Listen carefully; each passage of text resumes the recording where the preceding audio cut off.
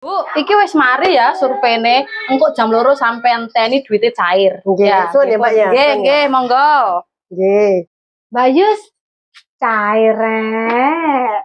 Walah enggak. Enggak apaan sih aku lo krungu.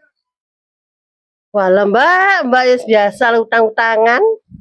Bang, aku utang duwe ponse 500 saya. Sejak ada alasan nek ada duit aku krungu sampean mari ngene cair kok. Cair titik Mbak mek 3 juta. 3 juta ku akeh, Mbak. Wis ta lah, selangna aku 500 dilu ae lho, ben tak tempui. Aku lho butuhe nemen. Kok ya tepak sing nyurvei ku mau ya ngono, kok ya tepak krungu. Sampai iki lho ya ngono, ga iso ndelokno duit cair. Oh ya diutang-utangan diutang maneh. Wes pokoknya engko ya Mbak Yus ya jam 2 sama tak terus nang ATM. Soalnya aku mau krungu Mbak aku ngomong jam 2 sama wis cair. Oh, ya? aku tok gopo ngono iku. Heran aku ga iso ndelokno tanggane duit-duit titik.